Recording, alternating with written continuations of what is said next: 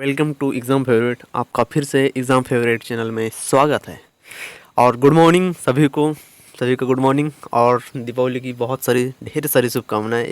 ये वीडियो मेरा कल ही अपलोड हो जाने वाला था, लेकिन इंटरनेट की प्रॉब्लम की वजह से अपलोड नहीं कर पाया मैं। ठीक है, तो आज हम तीसरी क्लास अटेंड करने वाले हैं सिटी मिशन मैनेजर और सामुदायिक संगठक के लिए। ठीक है, एक बात बता दी जाए आपको कि सिटी मिशन मैनेजर और सामुदायिक संगठक का जो 65 नंबर का जो क्वेश्चन मतलब जो सिलेबस है वो सेम होगा। ठीक है, तो हम बात करेंगे आज थर्ड क्लास की राज्य शहरी आजीविका mission Madhya Pradesh city mission manager और सामुदायिक संगठक के लिए जो 65 अंकों की क्लासेस हैं वो चालू हो चुकी है। आज की तीसरी क्लासेस है। ठीक है, अगर से आपने वीडियो नहीं फर्स्ट और सेकंड क्लास आपने नहीं देखा है तो एग्ज़ाम फेवरेट यूट्यूब में सर्च करेंगे, आप प्लेलिस्ट में जाएंगे, आपको प्लेलिस्ट मिल जाएगी, वहाँ पर आप वीडियो देख पाएंगे। ठीक है, 5000 MCQ विथ डिटेल्स, आपको 5000 MCQ विथ डिटेल के साथ में कराया जाएगा। ठीक है, और समय होने पर हम आपको रिवीजन भी कराएंगे, कोशिश करेंगे जल्द से जल्द आपको रिवीजन भी करा दे। ठीक है, 5000 यहाँ पर बोला गया है, लेकिन 5000 से ज़्यादा हम आपको करवाएंगे। ठीक है, बात करेंगे आपको कि हमने कल एक वीडियो अपलोड किया था कि आपका जो गुरु दक्षिणा है वो कितना होगा, 501 रुपये होगा, जो मैंने आपको बता दिया है कल ही। ठीक है, ऑफर आपका ये जो है ये समाप्त हो जाएगा। कब हो जाएगा? 8 नवंबर 2021 को। ठीक है, आपका जो ऑफ़र है ये आपका समाप्त हो जाएगा, इसलिए आप 8 नवंबर 2021 के पहले आप अपना जो गुरु दक्षिणा है वो दीजिएगा। ठीक है, आगे फीस बढ़ सकती है। ठीक है, मतलब कि जो आपका गुरु दक्षिणा है वो आप बाद में बोलेंगे कि अब सर ज़्यादा कैसे होगा। ठीक है, और ये रहा आपका फ़ोनपे, गूगल पे और पेटीएम नंबर। ठीक है, 9850976896 और सेम व्हाट्सअप नंबर वही है। ठीक है, तो आपको क्या करना है, व्हाट्सअप में सबसे पहले तो आपको क्या करना है कि जैसे आपका जो गुरु दक्षिणा होगा उसकी एक स्क्रीनशॉट, जैसे फ़ोनपे, पेटीएम जो भी है, जैसे आप उसका ट्रांजैक्शन करेंगे तो उसकी एक स्क्रीनशॉट आप व्हाट्सअप में सेंड करेंगे ये वाले नंबर पर। ठीक है, इस नंबर पर आप सेंड करेंगे। उसके बाद में आपको एक टेलीग्राम की लिंक मिल जाएगी। ठीक है, वहाँ पर आपको मिलेगी, उस पर जैसे स्क्रीनशॉट सेंड करेंगे तो आपको रिटर्न एक लिंक दी जाएगी, उस लिंक पे क्लिक करेंगे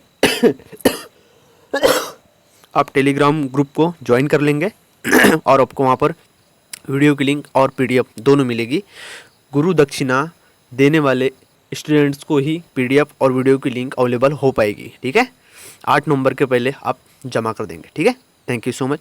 अब चलते हैं हम सीधा क्लास में, और आज का पहला क्वेश्चन आपका सामने, भारत के किस राज्य में एड्स के पहले रोगी की सूचना मिली थी? ठीक है, बात करेंगे हम इसके फर्स्ट ऑप्शन की, बिहार, तमिलनाडु, केरल और हरियाणा। तो इस क्वेश्चन के लिए जो राइट आंसर होगा आपका होगा ऑप्शन नंबर बी, अर्थात तमिलनाडु। ठीक है, तमिलनाडु इसके लिए करेक्ट आंसर हो जाएगा। बात करेंगे हम सेकंड क्वेश्चन की।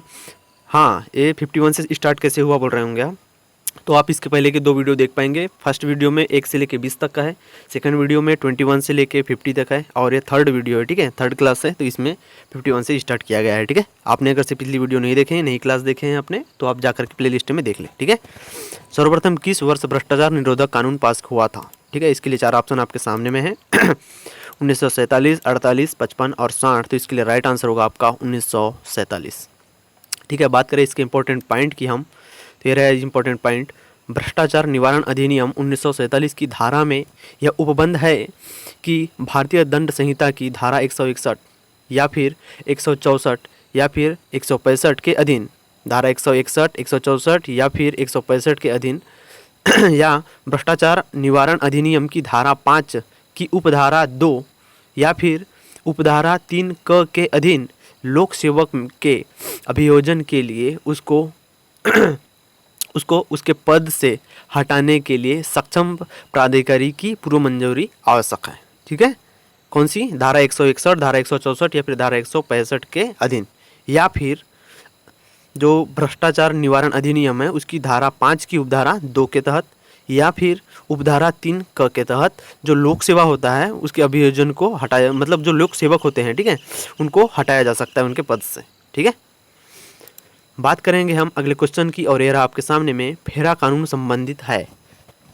ठीक है, तो इसके लिए आपके सामने में 4 ऑप्शन दिए गए हैं, कालाधन, बाल श्रम, मद्यपान और वेश्यावृत्ति। तो इसके लिए जो राइट आंसर होगा वो होगा आपका ऑप्शन नंबर ए, कालाधन। ठीक है, बात करेंगे इसके इंपॉर्टेंट पॉइंट की, और ये रहे आपके इंपॉर्टेंट पॉइंट, विदेशी मुद्रा के संरक्षण तथा विनियमन के लिए साल 1947 में विदेशी विनिमय नियमन अधिनियम फेरा बनाया गया था, ठीक है। तथा इस कानून के तहत रिजर्व बैंक को विदेशी मुद्रा का संरक्षक बनाया गया। यह कानून विदेशी मुद्रा के संरक्षण पर अधिक बल देता था तथा इसके प्रावधान के उल्लंघन करने पर कठोर सजा के प्रावधान थे, ठीक है। इसको नोट कर लीजिएगा, इंपॉर्टेंट पॉइंट है, ठीक है। इससे क्वेश्चन बनता है, भारत में निम्न में से कौन कारक राष्ट्रीय एकता में बाधक है? और इसके लिए 4 ऑप्शन आपके सामने में, जातीयता, क्षेत्रवाद, धर्मांधता और उपरोक्त सभी। तो इसका राइट आंसर हो जाएगा आपका ऑप्शन नंबर डी, अर्थात उपरोक्त सभी। बात करेंगे हम इसके इम्पोर्टेंट इसके लिए इम्पोर्टेंट पॉइंट नहीं है, ठीक है। बात करेंगे 55 नंबर के क्वेश्चन की, भारत के लिए खतरनाक है।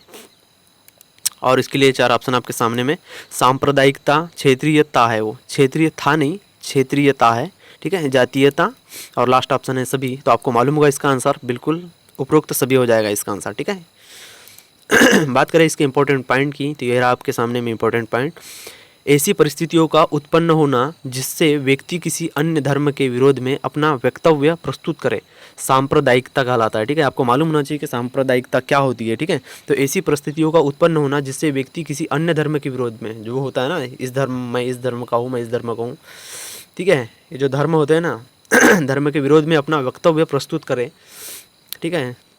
मतलब कहा जाता है कि मेरा धर्म सबसे बड़ा, मेरा धर्म सबसे बड़ा, इस प्रकार से ये एक सांप्रदायिकता कहलाती है, ठीक है। जब एक संप्रदाय के हित दूसरे संप्रदाय से टकराते हैं, ठीक है, एक संप्रदाय मतलब एक धर्म दूसरे धर्म से टकराते हैं तो सांप्रदायिकता का उदय होता है, ठीक है। यह एक उग्र विचारधारा है, ठीक है, उग्र विचारधारा है जिसमें दूसरे संप्रदाय की आलोचना की जाती है, ये बात बिल्कुल सही है, ठीक है। इसमें एक संप्रदाय दूसरे संप्रदाय को अपने विकास में बाधक मान लेता है, ठीक है, वही मान लेता है कि मैं इस धर्म का हूँ, मैं हिंदू धर्म का हूँ, मैं मुस्लिम हूँ, मैं जैन हूँ, मैं ईसाई हूँ, मैं सिख हूँ, ठीक है। ये इस प्रकार से इनका अपना अपना चलता है, ठीक है। इस प्रकार से सांप्रदायिकता कहलाती है, ठीक है। आपको पता होना चाहिए। निम्न हमें उस धर्म से नहीं रिश्ता रखना चाहिए, ठीक है। मतलब धर्म तो एक अपना होता है, ठीक है, धर्म अपना एक होता है, लेकिन विरोध नहीं करना चाहिए, ठीक है, उग्रवादी नहीं बनना है हमको, ठीक है। चले हम 56 नंबर के क्वेश्चन पर, निम्नलिखित में से कौन सी एक दशा क्षेत्रवाद का कारण है? इसके लिए 4 ऑप्शन आपके सामने में, नेताओं द्वारा भ्रामक प्रचार, भाषाओं की भिन्नता, राजनीतिक अस्थिरता और क्षेत्रीय पृथक्करण। तो इस क्वेश्चन के लिए जो राइट आंसर हो जाएगा वो होगा आपका नेताओं द्वारा भ्रामक प्रचार, बिल्कुल सही है, ठीक है। कौन सी एक दशा क्षेत्रवाद का कारण होती है? और वो होती है नेताओं के द्वारा भ्रामक प्रचार। मेरे गले में खराश है, बुखार भी है, मेरे को खांसी भी है, सर्दी भी है, सब कुछ है यार, फिर भी मैं क्लासेस जैसे तैसे अभी ले रहा हूँ, ठीक है, कोई दिक्कत ना है। तो ठीक है, चलिए इसके इंपॉर्टेंट पॉइंट की बात करें हम, तो इसके इंपॉर्टेंट पॉइंट ये रहे आपके सामने में, अपने क्षेत्र या भूगोल के प्रति, भूगोल मतलब हमारी जो पृथ्वी है, ठीक है, पृथ्वी के भूगोल के प्रति अधिक प्रयत्न आर्थिक, सामाजिक व राजनीतिक अधिकारों के चाह की भावना को क्षेत्रवाद के नाम से जाना जाता है, बिल्कुल सत्य है, ठीक है, ठीक है। इस प्रकार आप नोट करते चलिएगा, ठीक है। इस प्रकार की भावना से बाहरी बनाम भीतरी तथा अधिक संकीर्ण रूप धारण करने पर यह क्षेत्र बनाम राष्ट्र हो जाती है, बिल्कुल राइट, जो कि किसी भी देश की एकता और अखंडता के लिए सबसे बड़ा खतरा पैदा हो जाता है, ठीक है।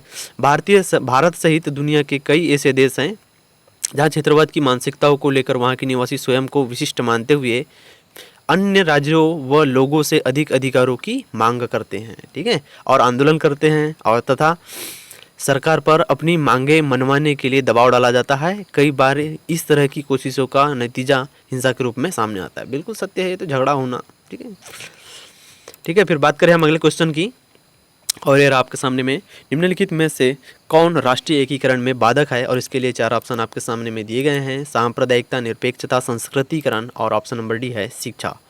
राष्ट्रीय एकीकरण में बाधक है वो लगाया है, ठीक है, राष्ट्रीय एकीकरण को बनाया नहीं जाएगा, ठीक है, बाधक है, उसमें कौन सी बाधक है? तो इस क्वेश्चन का राइट आंसर होगा आपका सांप्रदायिकता, जो मैंने आपको पहले बता चुका हूँ कि सांप्रदायिकता का मतलब क्या होता है। बात करें इसके इंपॉर्टेंट पॉइंट की, इसके लिए भी इंपॉर्टेंट पॉइंट दिया गया है, ठीक है। राष्ट्रीय एकीकरण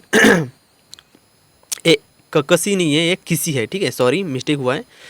राष्ट्रीय एकीकरण किसी भी देश में एकता और अखंडता को बनाए रखने के साथ साथ एक मजबूत और समृद्ध राष्ट्र का निर्माण है, ठीक है, निर्माण नहीं है, निर्माण करने के लिए नागरिकों है ये, ठीक है, सॉरी यार इतनी मिस्टेक कैसे हो गई, नागरिकों द्वारा महसूस की गई, ध्यान रखेंगे आगे से हम लोग, ठीक है, ऐसी मिस्टेक ना हो पाए, द्वारा महसूस, टाइपिंग मास्टर ने गड़बड़ कर दिया, ठीक है द्वारा नागरिकों द्वारा महसूस की गई एकजुटता और एकता है, ठीक है।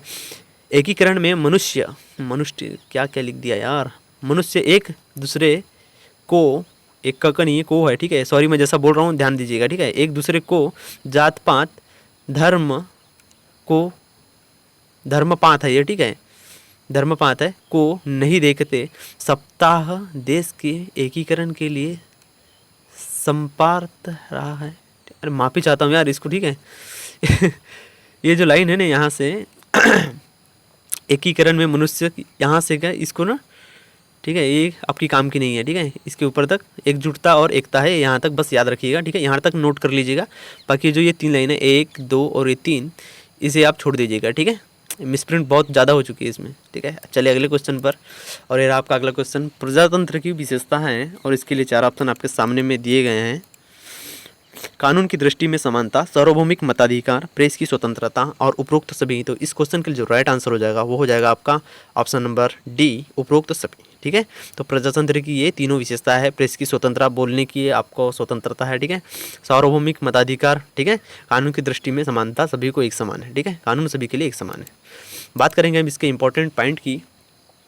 तो प्रजातंत्र शब्द अंग्रेजी भाषा के डेमोक्रेसी शब्द का पर्यायवाची है, ठीक है। यह यूनानी भाषा के 2 शब्दों डेमोस और क्रैटिल से मिलकर बना है, जिसका अर्थ क्रमशः जनता और शक्ति होती है, ठीक है।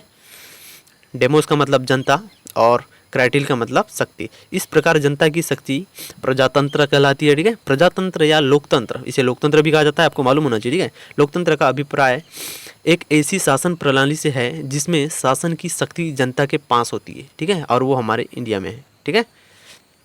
शासन संचालन जनता स्वयं की एक ऐसी शासन प्रणाली से है जिसमें शासन की शक्ति जनता के पास होती है, बिल्कुल राइट। और शासन संचालन जनता स्वयं प्रत्यक्ष रूप से या अपने प्रतिनिधियों के माध्यम से अप्रत्यक्ष रूप से करती है, जिसे हम लोकतंत्र, जनतंत्र या फिर प्रजातंत्र कहते हैं, ठीक है।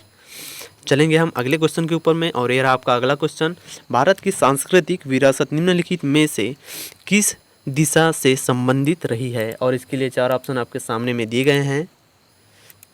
वैदिक कालिक चिंतन, राष्ट्रवाद, समन्वित संस्कृति और भौतिक संस्कृति। तो इसके लिए राइट आंसर होगा आपका समन्वित संस्कृति, ठीक है। इसके लिए option number C is the correct answer हो जाएगा, ठीक है। बात करेंगे हम अगले क्वेश्चन की, स्वतंत्र व्यापार की नीति किस दिशा से संबंधित है। तो इसके लिए 4 ऑप्शन आपके सामने में, उदारीकरण, बहुराष्ट्रवाद, पश्चिमीकरण और ऑप्शन नंबर डी है विवेकीकरण। तो इसके लिए राइट आंसर होगा आपका उदारीकरण, ठीक है। बात करेंगे हम इसके इंपॉर्टेंट पॉइंट की। उदारीकरण का मतलब आपको पता होना चाहिए क्या होता है। तो उदारीकरण का अर्थ एक ऐसे नियंत्रण में ढील देना होता है या फिर उन्हें हटा लेना होता है जिससे कि आर्थिक विकास को बढ़ावा मिल जाए, ठीक है, आर्थिक विकास को बढ़ावा मिलना चाहिए, ठीक है। उदारीकरण में वे सारी क्रियाएं सम्मिलित होती है जिसके द्वारा किसी देश की आर्थिक विकास में बाधा पहुंचाने वाली जो आर्थिक नीतियां होती है, नियम होते हैं, प्रशासनिक नियंत्रण होते हैं, प्रक्रियाएं होती है आदि को समाप्त किया जा सके, ठीक है, या उनमें शिथिलता दी जाती है, ठीक है। इस प्रक्रिया में विश्व के साथ व्यापार की शर्तों को उदार बनाया जाता है, जिससे न केवल अर्थव्यवस्था का विकास सुनिश्चित होता है बल्कि देश का व्यापक विकास और बहुमुखी उन्नति होती है, ठीक है। बात करेंगे हम अगले क्वेश्चन की। और यह आपके सामने में, भारत के संविधान के किस अनुच्छेद के द्वारा जाति के आधार पर सभी तरह के भेदभाव को समाप्त कर दिया गया है। और इसके लिए 4 ऑप्शन आपके सामने में दिए गए हैं, अनुच्छेद 15, 16, 18 और 25। तो इसके लिए राइट आंसर होगा अनुच्छेद 15, ठीक है। ऑप्शन नंबर ए इसके लिए राइट आंसर हो जाएगा। और इसके हम बाद अगले क्वेश्चन की बात करें तो भारत में भाषा के आधार पर राज्यों का पुनर्गठन किस वर्ष किया गया। इसका आंसर लगभग आप में से सभी को पता होगा, ठीक है। इसके लिए 4 ऑप्शन दिया गया है, ठीक है। और ये रहे आपके 4 ऑप्शन, 1965, 1960, 1958 और 1955। तो इसके लिए राइट आंसर हो जाएगा आपका, सॉरी माफ़ी चाहता हूँ, ऑप्शन में भी मिस्टेक हो गई है यार, ठीक है। 1995 ऑप्शन में नहीं है, ठीक है, ये तो बिल्कुल गलत है, ठीक है। इसके लिए जो राइट आंसर होगा वो होगा आपका 1953, 12 अक्टूबर। मैं माफ़ी चाहूँगा, इसमें ऑप्शन में और आंसर में दोनों में मिस्टेक हो चुकी है, ठीक है। भाषा के आधार पर सबसे पहला जो राज्य है हमारा वो आंध्र प्रदेश का गठन किया गया, ठीक है। कब किया गया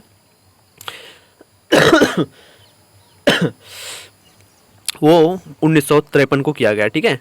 जो आंध्र प्रदेश का भाषा के आधार पर जो गठन किया गया वो 1953 को किया गया, ठीक है। ये जो ऑप्शन है ये गलत है, ठीक है। इनमें ये आंसर भी गलत दिया गया है और इनमें वो ऑप्शन भी नहीं दिया गया है। 1953 इसके लिए राइट आंसर हो जाएगा, ठीक है। हाँ ठीक है, ये यहाँ पर कंफर्म हो जाएगा आपको, ठीक है। इस प्रकार से अक्टूबर 1953 मतलब कि 12 अक्टूबर 1953 को, ठीक है, आप देख पाएंगे,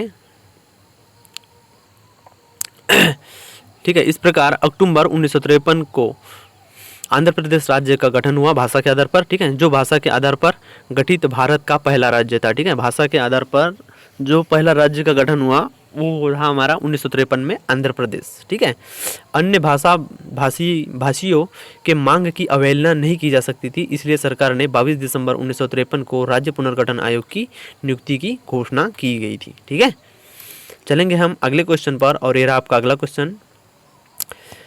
निम्नलिखित में से कौन सा एक तत्व राज्य के निर्माण का आवश्यक तत्व नहीं है बोला गया है, ठीक है। और इसके लिए 4 ऑप्शन आपके सामने भी दिए गए हैं। ग्रामीण जनसंख्या, निश्चित भूभाग, सरकार और प्रभुसत्ता। तो इसके लिए जो राइट आंसर होगा आपको पता होगा, ऑप्शन नंबर ए इसके लिए राइट आंसर हो जाएगा, ठीक है। Option number A is the correct answer, ठीक है। बात करेंगे हम आगे, सांप्रदायिकता मानव के लिए खतरा है, ठीक है। क्वेश्चन है आपका, सांप्रदायिकता मानव के लिए खतरा है, क्यों है, आपको बताना है। इसके लिए 4 ऑप्शन, मतलब सांप्रदायिकता मानव के लिए खतरा है। क्या आप इस बात से सहमत है, या फिर असहमत है, या फिर विवादास्पद है। ये जो मतलब कहा गया है कि ये जो कथन कहा गया है, ठीक है, ये विवादास्पद है, या फिर इनमें से कोई नहीं। तो सांप्रदायिकता मानव के लिए खतरा है, आपको इसके पहले मैंने सांप्रदायिकता बताया है, तो आप इसका राइट आंसर बिल्कुल बताएंगे। तो इसके लिए जो राइट आंसर हो जाएगा आपका option number A is the correct answer, बिल्कुल सहमत है, ठीक है। सांप्रदायिकता उग्रवादी मतलब, ठीक है, तो उग्रवाद नहीं बनना है हमको, ये आपको मालूम है। धर्म का प्रचार प्रसार, ठीक है, ये सब कुछ बहुत कुछ होता है, ठीक है। किसी एक धर्म के बारे में बात करना ये गलत होगा, ठीक है। सांप्रदायिकता मानव के लिए खतरा है, ठीक है, तो ये इस बात से बिल्कुल सहमत है, बिल्कुल सत्य है, ठीक है। बात करेंगे हम आगे अगले क्वेश्चन की, क्षेत्रवाद किस रूप में देशभक्ति का एक विघटित स्वरूप है। तो इसके लिए 4 ऑप्शन आपके सामने में दिए गए हैं, स्थानीय, विदेशी, सराहनीय या फिर सहयोगी। तो इसके लिए जो राइट आंसर होगा आपका ऑप्शन नंबर ए इसके लिए राइट आंसर हो जाएगा, स्थानीय इज द करेक्ट आंसर, ठीक है। क्षेत्रवाद किस रूप में देशभक्ति का एक विघटित स्वरूप है, तो वो स्थानीय रूप में है, ठीक है। बात करेंगे हम आगे इसके अगले क्वेश्चन की, क्षेत्रवाद किस प्रकार का व्यवहार है। तो इसके लिए 4 ऑप्शन आपके सामने में दिए गए हैं, सामाजिक सीखा हुआ व्यवहार है, या नैतिक व्यवहार है, या फिर राजक व्यवहार है। तो इसके लिए राइट आंसर हो जाएगा आपका ऑप्शन नंबर बी, सीखा हुआ व्यवहार है। क्षेत्रवाद जो होता है वो सीखा हुआ होता है, ठीक है। बात करें हम अगले क्वेश्चन की, तो ये रहा आपका सामने में, क्षेत्रवाद के प्रभाव में वृद्धि किस विरासत में भिन्नता से अधिक होती है। इसके लिए 4 ऑप्शन आपके सामने में दिए गए हैं, नैतिक, राजनीतिक, सांस्कृतिक और शैक्षणिक। इसके लिए राइट आंसर आपका बिल्कुल option number C is the correct answer हो जाएगा, ठीक है। तो जो क्षेत्रवाद के प्रभाव में वृद्धि किस विरासत में भिन्नता से अधिक होती है, तो वो सांस्कृतिक, ठीक है, सांस्कृतिक जो विरासत होती है उसमें भिन्नता से अधिक होती है, ठीक है। बात करें हम आगे इसके अगले क्वेश्चन की, निम्नलिखित में से किसने राज्य और सरकार के बीच विभाजन किया था। और आपके सामने में 4 नाम दिए गए हैं, मुरे, मार्क्स और लेनिन और लॉक। तो इसके लिए जो राइट आंसर हो जाएगा वो हो जाएगा आपका ऑप्शन नंबर डी, अर्थात लॉक राइट आंसर हो जाएगा, ठीक है। बात करें हम अगले क्वेश्चन की, सूचना का अधिकार अधिनियम कब से लागू हुआ। तो इसके लिए 4 ऑप्शन आपके सामने में दिए गए हैं, 15 जून 2005, 15 जून 2006, 12 अक्टूबर 2005 और 15 अक्टूबर 2006। तो इसके लिए राइट आंसर हो जाएगा 12 अक्टूबर 2005 इज़ द करेक्ट आंसर, ठीक है। आगे हम इसके इंपॉर्टेंट पॉइंट की बात करें तो आप यहाँ देख पाएंगे कि सरकार ने न्यूनतम साझा कार्यक्रम में किए गए अपने वायदों को है ये, ठीक है, वायदों को पारदर्शिता युक्त शासन व्यवस्था और भ्रष्टाचार मुक्त समाज बनाने के लिए 12 मई 2005 में सूचना का अधिकार अधिनियम 2005 संसद में पारित किया, ठीक है, जिसे 15 जून 2005 को राष्ट्रपति की अनुमति मिली और अंततः मतलब लास्ट में 12 अक्टूबर 2005 को यह कानून जम्मू कश्मीर को छोड़कर पूरे हमारे भारत देश में लागू हो गया, ठीक है। कब हुआ, 12 अक्टूबर 2005 को, ठीक है। बात करें हम अगले क्वेश्चन की, और यार आप आपके सामने में तो एक बुक है the myth of the welfare state, एक बुक का नाम है, ठीक है। जिसके लेखक कौन है, इसके लिए 4 ऑप्शन दिए गए हैं आपके सामने में। H.D. Laski, Karl Marx, A.R. Desai, और लास्ट ऑप्शन है आपका D.P. मुखर्जी। तो इसके लिए जो राइट आंसर होगा वो हो जाएगा आपका H.D. लास्की, ठीक है। Option number A is the correct answer. बात करेंगे हम आगे अगले क्वेश्चन की, पितृसत्ता में परंपरा और व्यवहार के नियमों द्वारा, आगे इसके लिए ऑप्शन दिए गए हैं आपके सामने में। इस पितृसत्ता में परंपरा और व्यवहार के नियमों द्वारा क्या होता है बताना है, ठीक है। स्त्रियों की शक्ति अधिक होती है, पुरुषों की शक्ति अधिक होती है, स्त्री और पुरुष की दोनों की शक्ति समान होती है, या फिर इन तीनों ऑप्शन में से कोई नहीं। तो इसके लिए जो राइट आंसर होगा वो क्या होगा, पितृसत्ता का मतलब आप समझते हैं, ठीक है। ठीक है, हम आपको पितृसत्ता के बारे में बताते हैं। पितृसत्ता का मतलब ही होता है, ठीक है, जो पुरुषों का वो अधिक, मतलब पुरुषों का प्रभाव अधिक होता है, ठीक है। तो इसके लिए राइट आंसर ही हो जाएगा ऑप्शन नंबर बी हो जाएगा, ठीक है। हम बता रहे हैं पितृसत्ता का, हमारे भारत देश में जो है पितृसत्ता अधिक है, पुरुषों का जो प्रभाव होता है मुखिया माना जाता है, ठीक है, वो अधिक होता है, ठीक है। तो आप देख पाएंगे इसको, पितृसत्ता एक सामाजिक व्यवस्था है जिसमें पुरुषों की प्राथमिक सत्ता होती है, मतलब प्राथमिकता पुरुषों को दी जाती है, ठीक है, यानी उन्हें समाज में उच्च माना जाता है, ठीक है। बिल्कुल आपको मालूम है, राजनीतिक नेतृत्व ऐसा नहीं होना चाहिए, ठीक है, उच्च माना जाता है। राजनीतिक नेतृत्व, नैतिक अधिकार, सामाजिक सम्मान, संपत्ति का नियंत्रण की भूमिकाओं में प्रबल होते हैं कौन, पुरुष होते हैं, ठीक है। परिवार के क्षेत्र में पिता या अन्य पुरुष महिलाओं और बच्चों के ऊपर अपना अधिकार जमाते हैं, ठीक है। इस व्यवस्था में स्त्री तथा पुरुष को समाज द्वारा दिए गए कार्यों के अनुसार चलना पड़ता है। धर्म, समाज व रूढ़िवादी परंपराएं पितृसत्ता को अधिक ताकतवर बनाती है। ये धर्म और समाज ही बनाते हैं, ठीक है, और जो रूढ़िवादी परंपराएं हैं इन्हीं वजह से हो पाता है ये, ठीक है। ठीक है, फिर चले आगे अगले क्वेश्चन पर। और यहाँ आपका अगला क्वेश्चन, किसने कहा है कि पितृसत्ता पुरुषों की सत्ता का संस्थाकरण है, और इसके लिए 4 ऑप्शन आपके सामने में दिए गए हैं। और ये रहे आपके 4 ऑप्शन, जीर लर्नर, वेस्टरमार्क, पनीकर और लुंडबर्ग। तो इसके लिए राइट आंसर आपका हो जाएगा ऑप्शन नंबर ए, जी लर्नर, ठीक है। और इसके बाद हम अगले क्वेश्चन की बात करेंगे, राज्य के निर्माण में इनमें से कौन सा सर्वप्रथम तत्व है। 4 ऑप्शन आपके सामने में 4 तत्व दिए गए हैं, जनसंख्या, निश्चित भूभाग, सरकार। तो बिल्कुल इसका राइट आंसर सभी हो जाएगा, ठीक है। बात करेंगे हम अगले क्वेश्चन की, निम्न में से कौन जातिवाद के निवारण का उपाय है। और ये रहे ऑप्शन, जातीय संगठोपन प्रतिबंध, अंतर्जातीय विवाह और सामाजिक शिक्षा। और लास्ट ऑप्शन है आपका उपरोक्त सभी। इसके लिए जो राइट आंसर हो जाएगा आपका मालूम होना चाहिए, निम्न में से कौन जातिवाद के निवारण का उपाय है। तो ये जातीय संगठन पर प्रतिबंध, बिल्कुल सही, ये भी एक निवारण है, ठीक है। अंतर्जातीय विवाह करा देना चाहिए, बिल्कुल ये भी सही है। और सामाजिक शिक्षा, ये भी इसके लिए बिल्कुल सही, मतलब answer number option number D इसके लिए राइट आंसर हो जाएगा, उपरोक्त सभी, ठीक है। बात करें हम इसके इंपॉर्टेंट पॉइंट की, तो अपनी जाति के प्रतिष्ठा भाव का अपनी जाति के प्रति निष्ठा का भाव ही जातिवाद है, ठीक है। जातिवाद जाति के सदस्यों की वह संकुचित भावना है जो राष्ट्र तथा समाज के सामान्य हितों की अवहेलना करते हुए अपनी जाति के सदस्यों के हित को बढ़ावा देती है और उन्हें आगे बढ़ने के लिए अवसर प्रदान करती है, बिल्कुल राइट, ठीक है। बात करेंगे हम अगले क्वेश्चन की, और ये रहा आपके सामने में, निम्न में से किसने सोशियोलॉजी शब्दावली का सृजन किया। और इसके लिए 4 ऑप्शन आपके सामने में दिए गए हैं, स्पेंसर, अगस्ट काम्ट, दुखिम और कार्ल मार्क्स। तो इसके लिए राइट आंसर हो जाएगा आपका ऑप्शन नंबर बी, अगस्त काम्ट के द्वारा सोशियोलॉजी शब्दावली का सृजन किया गया, ठीक है। नोट कर लीजिएगा, इंपॉर्टेंट है, क्वेश्चन बना हुआ है, ठीक है। बात करेंगे अगले क्वेश्चन की, समाजशास्त्र जिसको हम सोशियोलॉजी बोला जाता है, ठीक है। समाजशास्त्र को सामाजिक, स्थैतिक और सामाजिक गति में किसने विभाजित किया। तो इसके लिए 4 ऑप्शन आपके सामने में दिए हैं, मैकाइवर, एओपेज, जॉनसन, अगस्ट काम्ट और ऑप्शन लास्ट ऑप्शन है दुखिम। तो इसके लिए राइट आंसर आपका हो जाएगा ऑप्शन नंबर डी, दुखिम राइट आंसर हो जाएगा, ठीक है। बात करेंगे हम इसके इंपॉर्टेंट पॉइंट की, तो डेविड इस्माइल दुर्खिम, इसका पूरा नाम है किनका, दुर्खिम नहीं और दुर्खिम है, ठीक है। दुर्खिम जी का पूरा नाम है डेविड इमाइल है, ठीक है, इस्माइल, सॉरी माफ़ी चाहता हूँ, डेविड इमाइल दुर्खिम इनका पूरा नाम है, ठीक है, जो कि फ्रांस के महान समाजशास्त्री थे। कार्ल मार्क्स और मैक्स वेबर के साथ वे भी आधुनिक समाज विज्ञान के मुख्य शिल्पी और समाजशास्त्र के जनक कहे जाते हैं। कौन, डेविड इमाइल दुर्खिम जी, ठीक है।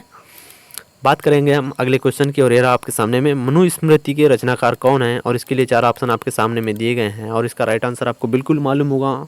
ऑप्शन देख के ही बता पाएंगे आप इसके राइट आंसर क्या हो जाएगा। तुलसीदास, वेदव्यास और चाणक्य और मनु, तो इसका राइट आंसर होगा मनु।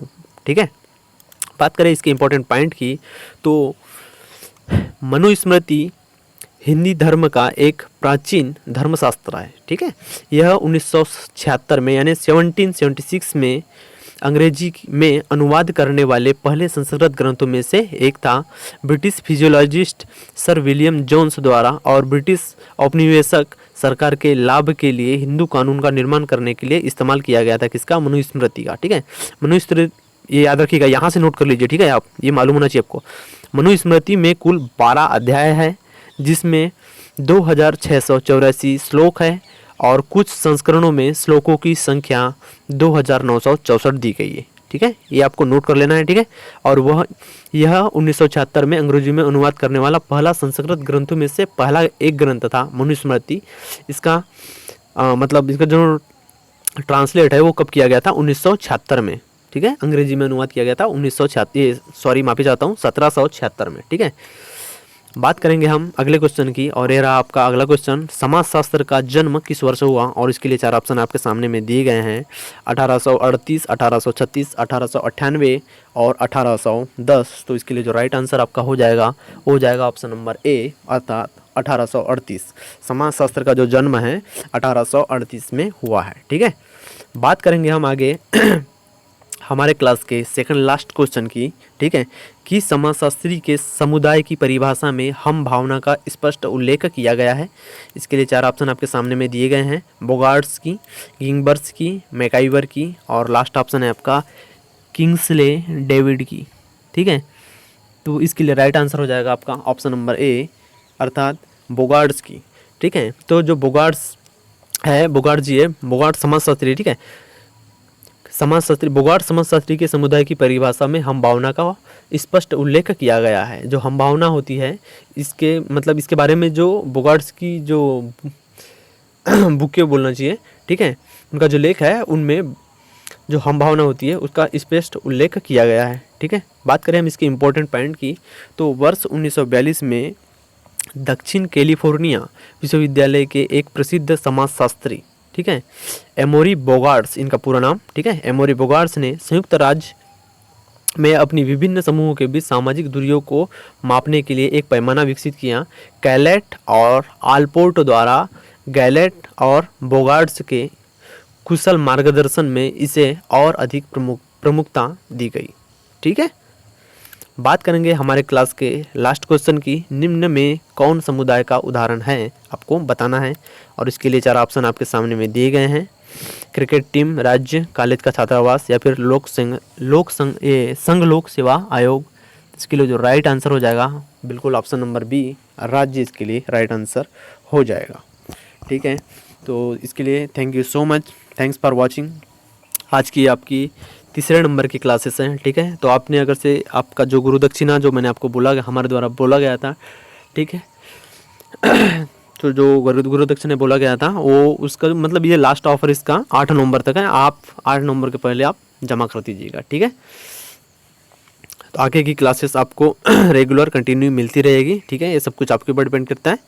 ठीक है, आपको फ़ोनपे, गूगल पे, पेटीएम नंबर मैंने आपने स्टार्टिंग में ही दे दिया है। और अगर से चैनल को आपने सब्सक्राइब नहीं किया है तो सब्सक्राइब कर दीजिएगा और बेल आइकन को ऑल कर लीजिएगा ताकि आपको क्लासेस रेगुलर मिल सके। ठीक है, आपको ट्रांजैक्शन जैसे करेंगे, आपको व्हाट्सअप में स्क्रीनशॉट सेंड कर देना है। वहाँ पर आपको एक लिंक सेंड की जाएगी, आपको लिंक पे ज्वाइन करके एक बटन होगी, उस पर प्रेस करना है। लिंक में आपको फिर टेलीग्राम ग्रुप में ज्वाइन कर लिया, जैसे ज्वाइन करेंगे, ज्वाइन पे क्लिक करेंगे, आप ज्वाइन हो जाएंगे। ठीक है, ग्रुप में, और वहाँ पर वीडियो की लिंक और साथ में आपको PDF अवेलेबल हो जाएगी। ठीक है, थैंक यू सो मच, मिलेंगे अब अगली क्लास में। ठीक है।